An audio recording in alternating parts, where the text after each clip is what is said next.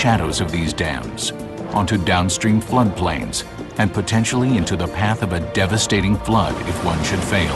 There is no such thing as a risk-free dam. All dams have some risk. The best conditioned dam, the best designed and maintained dams may have low risk, and the ones that aren't well designed and have deficiencies certainly have higher risk, but there's no such thing as a risk-free dam. More than 100,000 dams now block U.S. rivers. Most were only designed to last 50 years, and 1/4 have already passed their life expectancy. After decades of neglect, the American infrastructure is in crisis.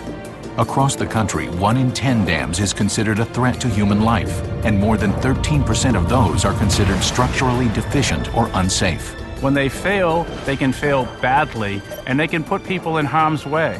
The dam problem is probably the most significant in that it gives, in many cases, people little time to react.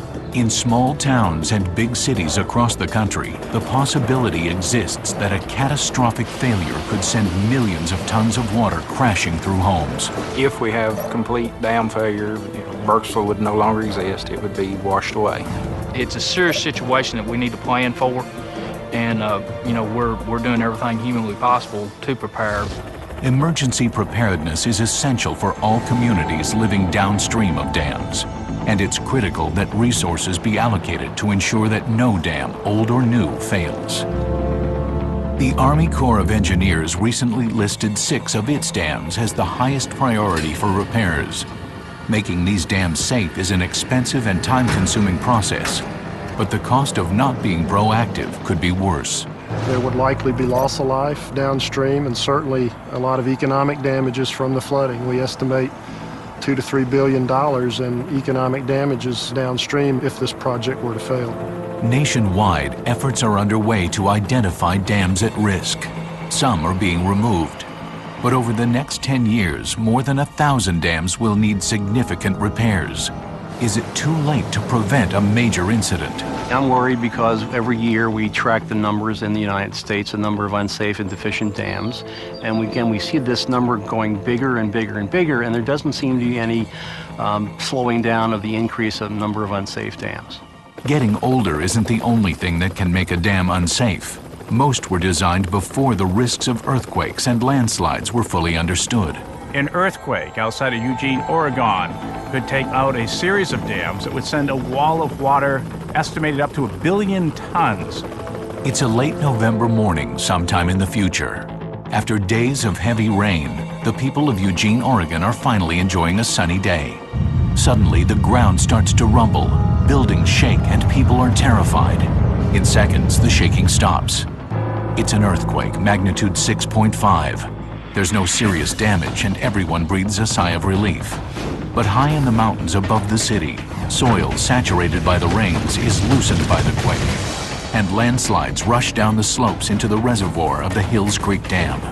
Huge swaths of soil, trees, and debris flow into the rain-filled reservoir, creating waves that quickly overtop the earthen dam as the embankment gives out. Suddenly, more than 300,000 people in the valley below are in danger of being washed away. Americans have suffered the devastating consequences of a dam break before. 65 miles east of Pittsburgh, Pennsylvania, lies the town of Johnstown. It's situated in a valley just below the steep Allegheny mountain range. Here, 2 rivers, the Little Conemaugh and Stony Creek, join together to form the Conemaugh River, a tributary of the Ohio River. At the end of the 19th century, Johnstown was a working-class town, feeding a booming America's insatiable appetite for steel. By 1889, there were 30,000 people sort of crammed into the valley. Just about everybody worked for the Cambria Iron Company. The whole prosperity of the valley really depended on the steel mill here in Johnstown. 14 miles upstream was the South Fork Fishing and Hunting Club, an exclusive retreat for the Pittsburgh elite on the banks of an artificial lake. Starting in 1879, a group of rather wealthy and influential Pittsburgh area businessmen purchased the state-sold reservoir and had the vision of turning the reservoir into a gentleman's fishing and hunting resort. The grounds included the dam, which held 20 million tons of water in the man-made Lake Conemaugh. As purchasers of the property, The South Fork Fishing and Hunting Club now owned and operated the dam. It was a dam that had been built almost 40 years earlier. And the original dam was well built, it hadn't been maintained. The club's agents had poorly reconstructed it and compromised all the safety features. So essentially, what you had was an accident waiting to happen. They lowered the top of the dam a few feet to build a carriage road, which certainly compromised the effectiveness of the dam. And the spillway was altered by the addition of screens that were designed to protect the club's very expensive collection of game fish. The club also, for some reason, elected not to replace the discharge pipes that were original to the structure.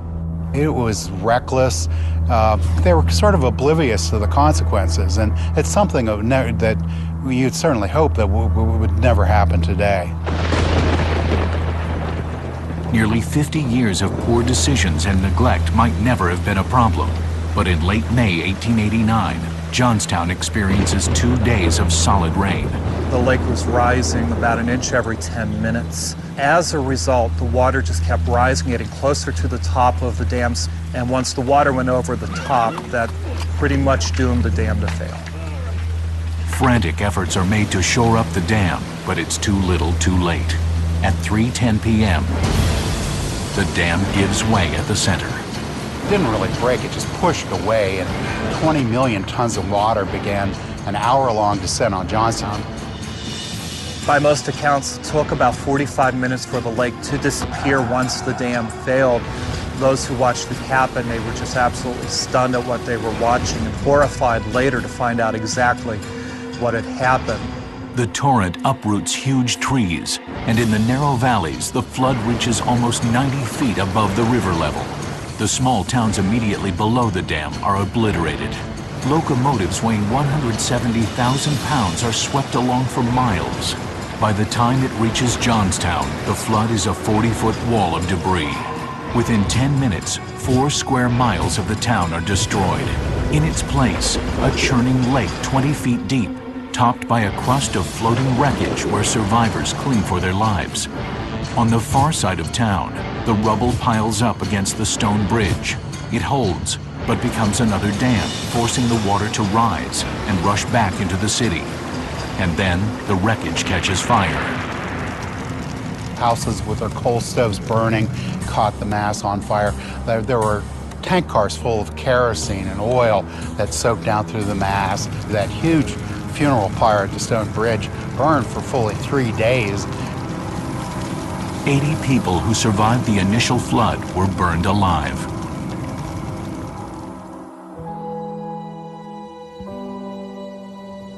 As dawn rose the next morning, people began to make their way out of the flooded district.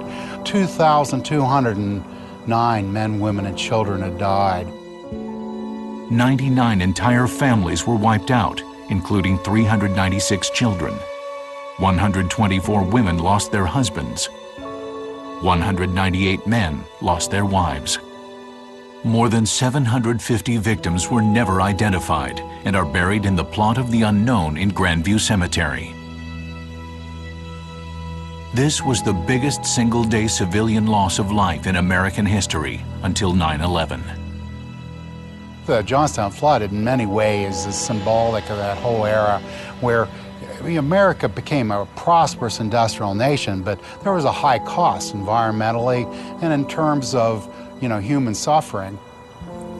America didn't learn a whole lot about dams. It took quite a few other tragedies to make the country more concerned about dam safety. It took another 75 or 100 years for Americans to start a national dam safety inspection program.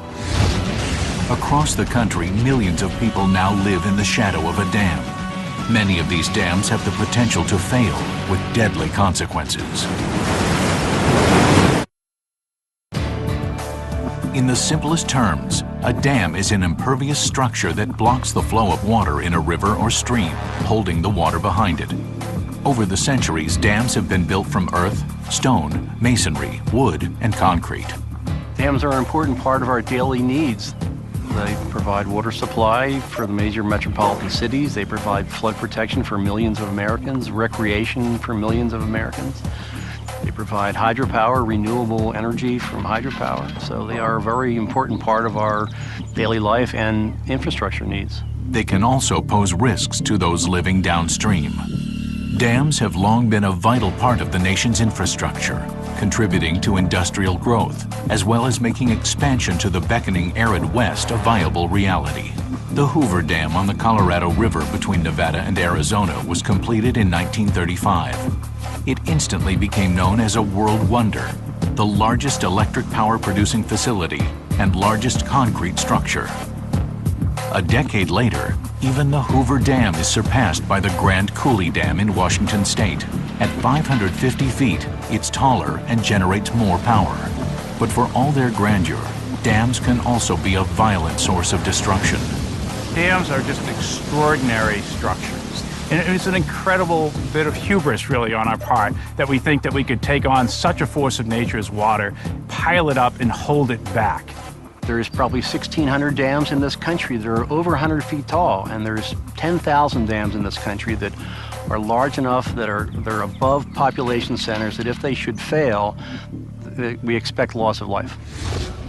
While there has been a lot of enthusiasm for ribbon cutting, less interest has been shown in inspecting and maintaining what has already been built. During the 1970s, a string of high-profile dam failures cost hundreds of American lives and more than $1 billion in damage. On February 26, 1972, a badly maintained dam holding back waste from a coal mine broke in heavy rains. On June 9, 1972, floodwaters from a heavy rainfall overtopped the Canyon Lake Dam and it quickly failed. On June 5, 1976, the Teton Dam, built to modern standards, failed the first time it was filled with water. Experts were unable to determine what went wrong. On November 5, 1977, the neglected Kelly Barnes Dam failed, killing 39 students and staff at the Toccoa Falls College below. Finally, the government was moved to action. President Jimmy Carter issued an executive order that resulted in a national inspection program and the formation of the State Dam Safety Officials Association. These initiatives were commendable, but almost half a century later, the problems they were meant to address are still far from over. We do surveys every year of the states who have the responsibility of assuring the safety of dams, and their current total for unsafe dams is about 3,300. Compounding the problem is America's ever-growing sprawl. With population expanding and development booming, the late 20th century saw communities being built beneath dams and on floodplains across the U.S. Dams originally built far away from populated areas now have millions of Americans living in potential danger zones. The consequences of one of these dams failing includes loss of life. And that changes the standards to which this dam has to meet. We have dams in three categories based on the failure: high, significant, and low hazard. High hazard dam simply means that if it fails, it's likely to cause loss of life. And so we concentrate on these high hazard dams because they have such extreme consequences. According to the 2005 update to the National Inventory of Dams, more than 10,000 dams in the U.S. are considered high hazard. We have very large dams today that sit above cities that, if they burst, would send a wall of water down and potentially drown that city. And if people can't get out of the way in a hurry, we face loss of life risk. We have structures that were designed for certain events, and sometimes Mother Nature raises the ante.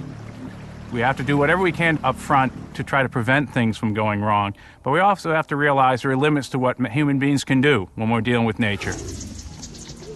The power of nature is a frightening memory for Lisa and Jerry Toops. Their family knows only too well the danger of living below a dam.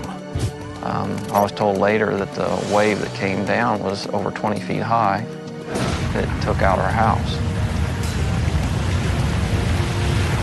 December 2005. Jerry is the superintendent of the Johnson Shut-In State Park, 80 miles southwest of St. Louis. He lives in the park with his wife Lisa and their 3 children, Tanner, Tucker, and their only daughter, Tara. Above their house is a billion-gallon reservoir owned by a power company. It is filled with water at night.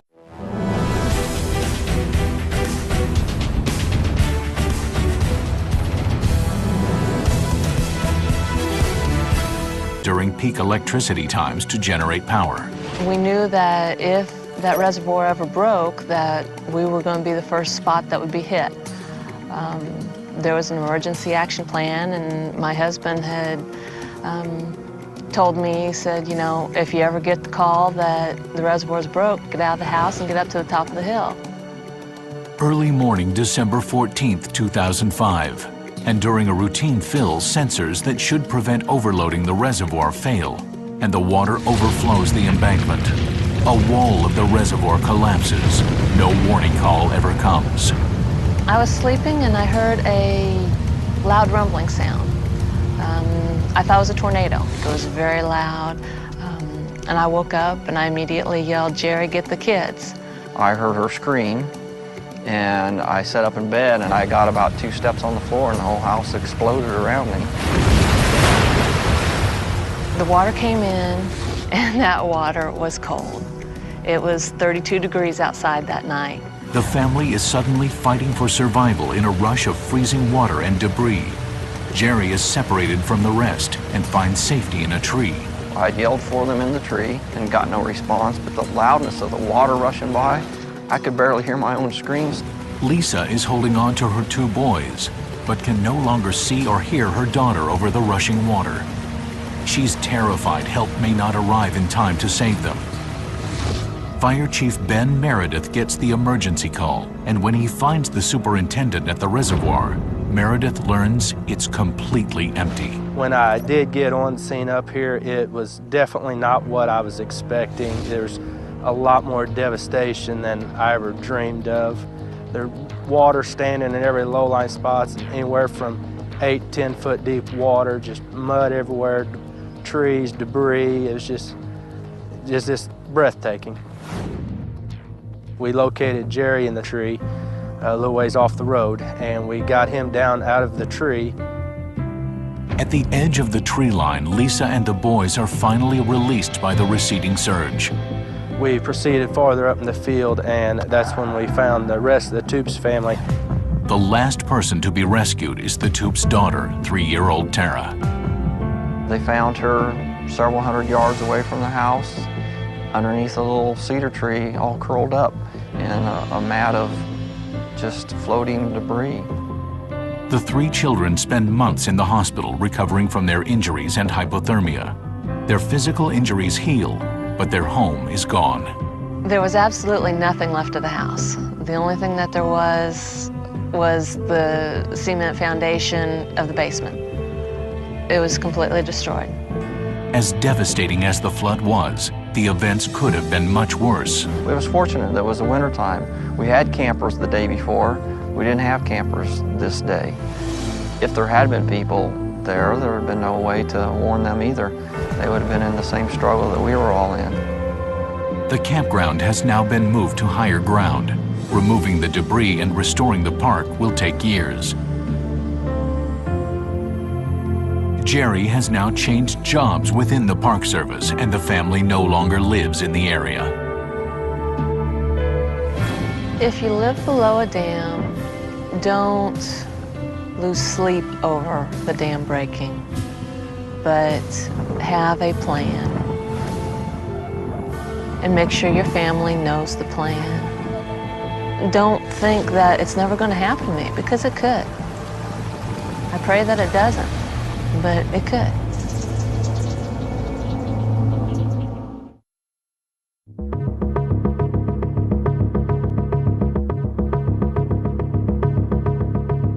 In the generations of our parents and grandparents, great public works were a source of national pride. America wanted to be the first at doing this. The early 20th century belonged to America, and engineering marvels such as the Hoover Dam and Golden Gate Bridge were testament to her dominance. We really relished engineering, and we relished the accomplishment of these generations who put their courage and their hearts and souls into building the infrastructure that made this great country great. But dreams realized in the last century are giving way to a new reality. Today, many great public works projects, dams and canals, bridges and tunnels, aquifers and aqueducts, even interstate highways are at or beyond their designed lifespan. The state of deterioration was made abundantly clear in 2007 when the Interstate 35 West Bridge in Minneapolis collapsed, plummeting more than 60 feet into the Mississippi River. 13 people died and 85 were injured. When a bridge goes down, you can work around it. But when a dam fails, it can drown a city. It can drown people downstreams with little in the way of warning. And so they truly are structures that we need to respect and invest in. Time is running out as the condition of the nation's dams continues to decline. By 2020, 85% of dams in the U.S. will be more than 50 years old, past their average life expectancy. We don't even properly maintain them, never mind making the investment of how we improve their capacity and allow ourselves as a nation to essentially go forward with the infrastructure we need. In 2005, the American Society of Civil Engineers issued a report card on the nation's infrastructure. Dams were given a D. Dams have always had a grade of D, starting with the first report card in 1998, in 2001, and also 2005. It's unlikely that grade is going to change unless some significant changes happen in the nation. That is, dam safety programs in the states must be improved, and we must find a funding source to repair this growing list of unsafe dams. Age is not the only problem. As dam engineering becomes more sophisticated, dams that were once thought to be safe are now being found to harbor hidden risks. In 1971, a major earthquake in California nearly collapsed the Lower San Fernando Dam. Below the dam, more than 80,000 people were evacuated. For 3 days, engineers raced to reduce the reservoir's water level and prevent a full collapse. The event was a rude awakening, forever dispelling the belief that a well-built earthen dam could survive almost anything. Since then, assessing the seismic safety of dams has become a major focus for the Army Corps of Engineers. The Tuttle Creek Dam in northeastern Kansas was reevaluated in the 1990s. Built in the 1950s to prevent flooding on the Big Blue River, it is an impressive 21 million cubic yards of rock and earth. But the impressive structure came up lacking in the area of seismic safety. The dam itself, under normal operating conditions every day, is perfectly safe. But under an earthquake scenario, we have a potential for the foundation under the dam to liquefy, the dam to spread and crack, and then eventually we have the potential for failure of the dam and release of the reservoir. Tuttle Creek Dam is only 12 miles from an active fault line. We believe that there's a potential to have earthquakes up to a 6.6 magnitude, but any earthquake larger than a 5.7 has the potential to impact the dam and cause damage to it. To prevent this, the Corps has started a major project to strengthen the foundation of the dam. The effort is to put in what we call shear walls beneath the dam, and the intent of those walls is that they will be a foundation like piers under a bridge to hold the dam up through the earthquake and allow the dam to ride out the earthquake without movement. To build the 300 walls, engineers excavate trenches 65 feet deep. These trenches are filled with a mix of cement and clay, which hardens to form the walls. The walls actually have a strength somewhere between a soil and a concrete, so it allows the walls to move with the embankment. The remediation will take several years, and in the meantime, cities downstream are vulnerable if there is an earthquake. Our worst case scenario is we would have about 2 to 6 hours to evacuate the downstream community after an earthquake event. That puts about 20,000 people, depending on the time of the day, that would need to be evacuated to get out of harm's way.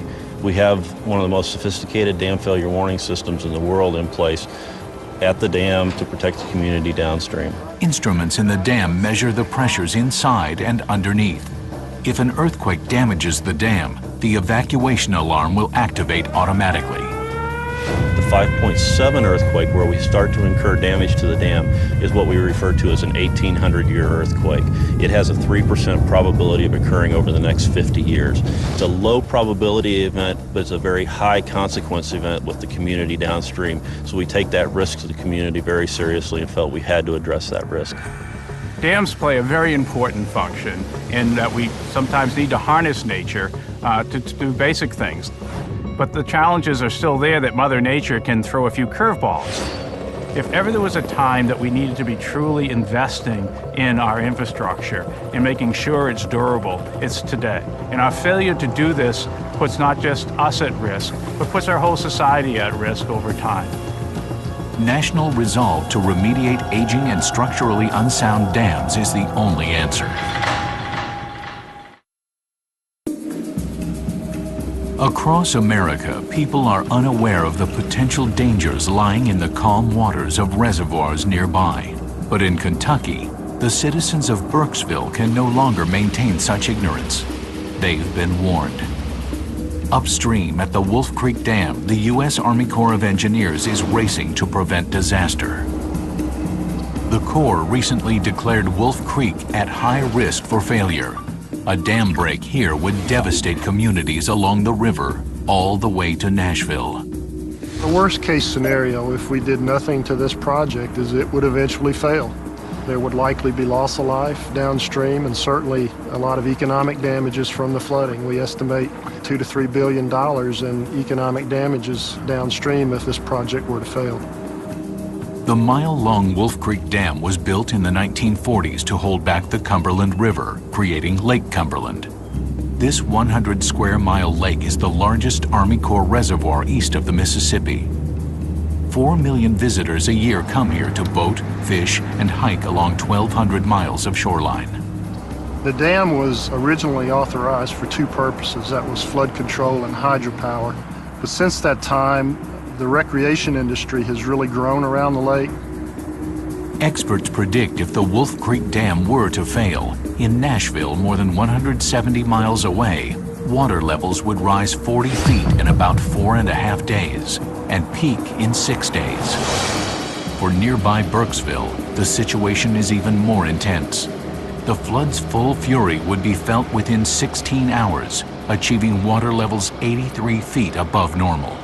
If we have complete dam failure, Burkesville would no longer exist. It would be washed away. I just think about what could happen. What would I do if the dam did break? If the dam were to break, everything downstream, Burkesville being probably the first major town that it would hit, is going to be totally underwater. And it's going to keep moving downstream. My farm will be affected and all the way inevitably into Nashville. The problem at Wolf Creek is 300 feet down in the rock underneath the dam.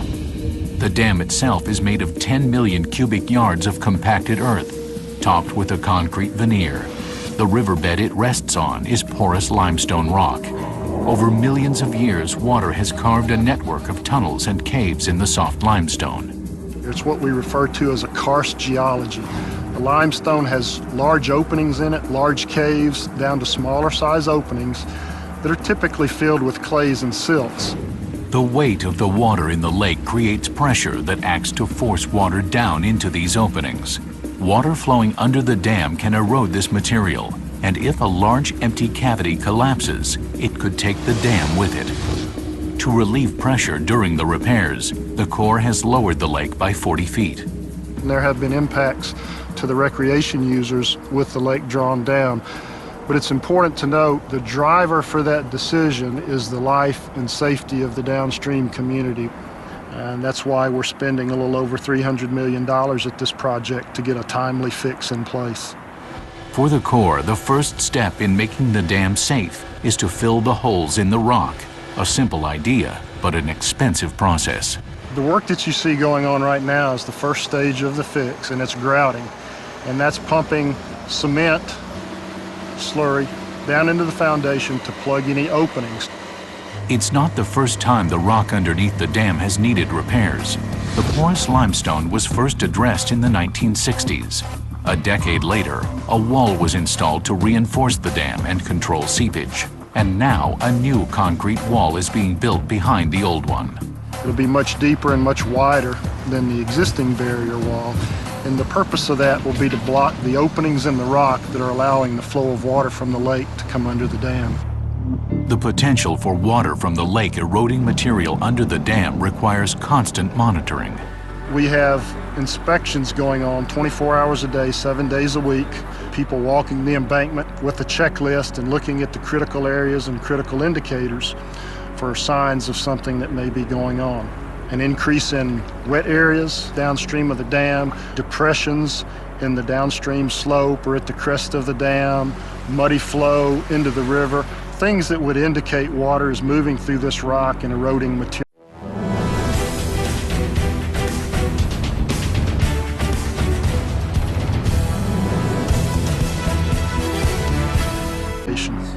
As the work progresses, the dam gets a little bit safer every day. But those downstream still have to prepare for the worst-case scenario, and the Army Corps is an active participant.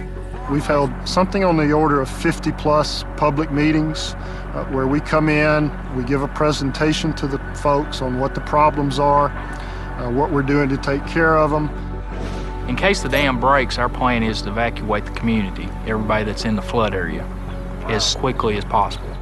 Emergency Manager Harvey Graves is the man responsible for keeping Burkesville 23 miles downstream and its nearly 1,800 residents safe.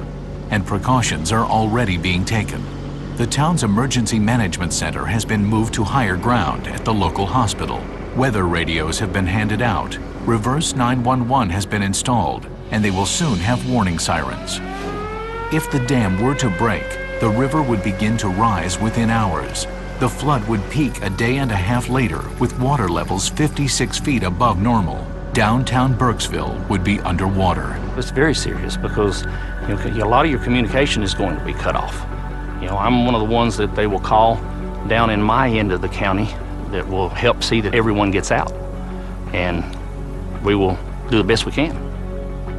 I am a teacher at the elementary school, and we have drills that we perform each year that we practice loading the buses and taking the kids out of town, and we will go to the next town, which is in Clinton County.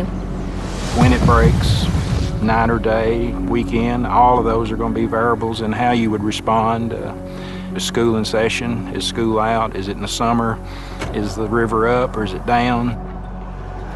I try not to make a big deal about it. We don't want to terrify the kids. We just let them know that they're safe. It's a serious situation that we need to plan for. We're doing everything humanly possible to prepare. They have done very well about trying to make the public aware of everything. Any plan is better than no plan, but I don't think that you could be prepared for something like this. A flood could cause more than 300 miles of destruction along the river and affect tens of thousands of people. Most people here will tell you their only choice is to prevent it from ever happening. Are there any guarantees? That's an interesting question. There are no guarantees. These are man-made structures. We are doing a state-of-the-art fix here. We believe that this will take care of the problems at this project and take care of them for a long time to come. The problems at Wolf Creek were due to a lack of knowledge of the underlying geology at the time the dam was built. Engineers are still learning how nature can impact dams. The Hills Creek Dam above Eugene, Oregon opened in 1962, was well built and is well maintained. Its design also reflects the limitations of contemporary understanding of the area's underlying geology. Since it was built, seismologists have determined that this part of Oregon is much more likely to experience a serious earthquake than was previously believed. Now, many are left to wonder, what would become of Hills Creek if an earthquake were to strike? It is a question more of when than what if. There is no question that there's going to be big earthquakes that are going to occur in Western Oregon. What it comes down to is whether or not these reservoirs have enough strength to withstand these earthquakes. In these mountainous regions, with earthquakes come landslides. In a rainy season, this deadly combination could be enough to breach the dam and empty the reservoir within an hour.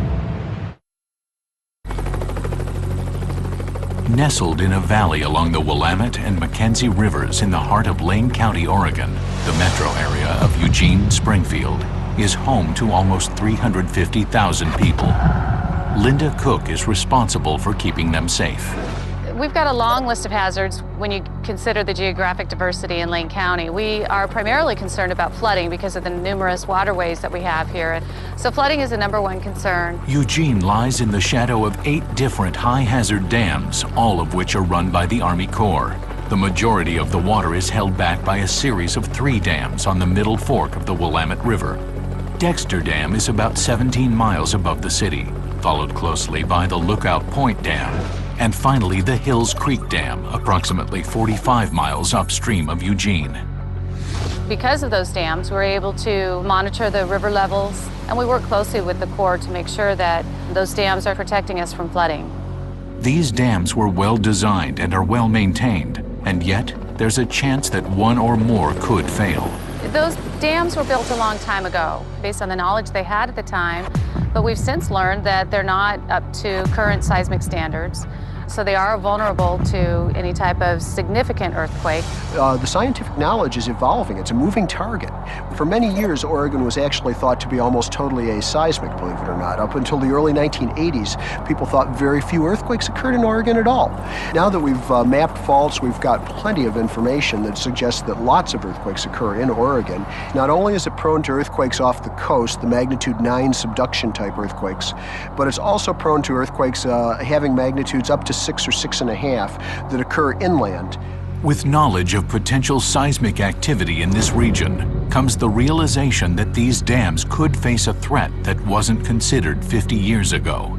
These dams are all primarily embankment dams. They're comprised of generally a impervious clay core, which is surrounded by other zones of gravel and rock to add stability and strength to them. These dams were designed for those kinds of conditions that we knew about in the 50s and 60s. The Hills Creek Dam was built in 1962, and at a height of more than 340 feet, it's the largest of these dams. I think it's a very safe dam. It was well constructed, it's been well maintained, it's been well monitored. We continue to monitor it on a very consistent basis. Whenever you have the built environment interface with the natural environment, there are no guarantees. Nature does have a mind of its own. There's always the unknown, and there's no way to predict when or if something's going to happen. Many of us like to go through our lifetimes believing that it's not going to happen to us. One thing nature can be guaranteed to bring in this part of the country is rain. The potential for prolonged rainfall to fill the reservoir, placing a strain on the embankment, exists at Hills Creek. If in a perfect storm of adversity, an earthquake of 6.5 or more were immediately to strike the region, Hills Creek might be compromised.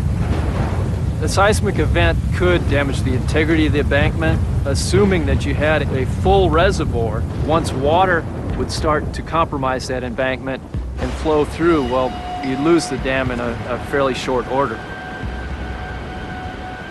The probability exists, but it's very, very minimal. While heavy rain or an earthquake might be factors in a potential dam collapse, geography may play a part as well. The hilly terrain near Eugene could exacerbate the threat with the potential for landslides. You can have a landslide actually go into a lake. A lake could then have a wall of water go over a dam. It can be incredibly destructive.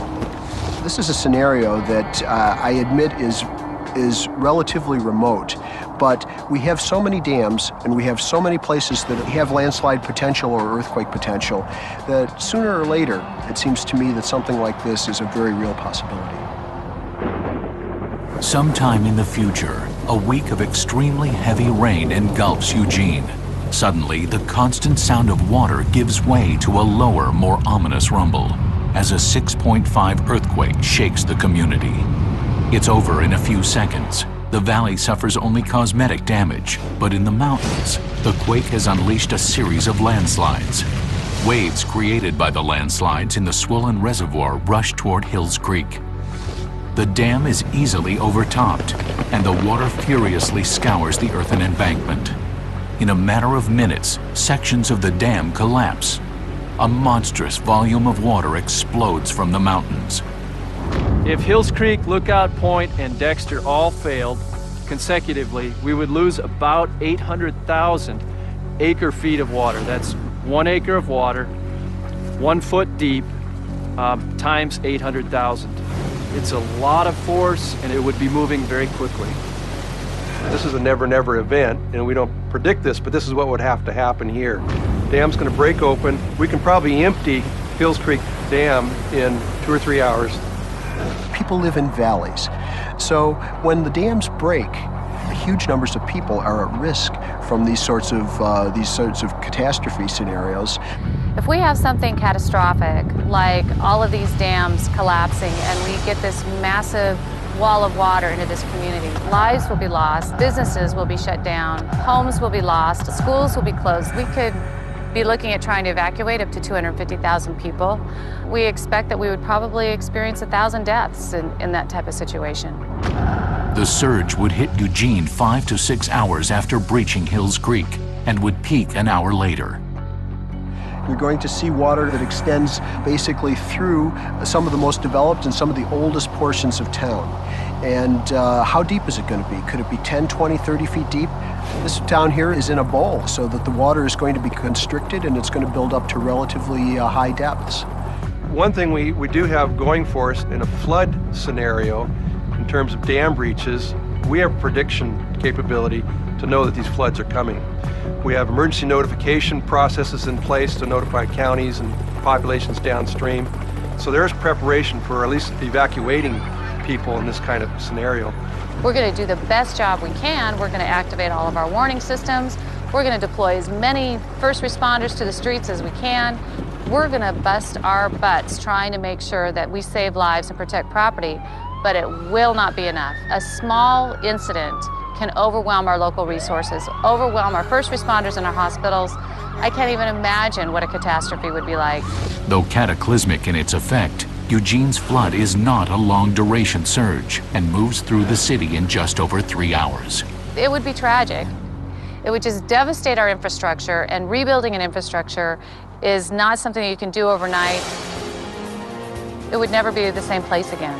Billions of dollars in damages and thousands of lives lost is the ultimate cost in our attempt to control nature.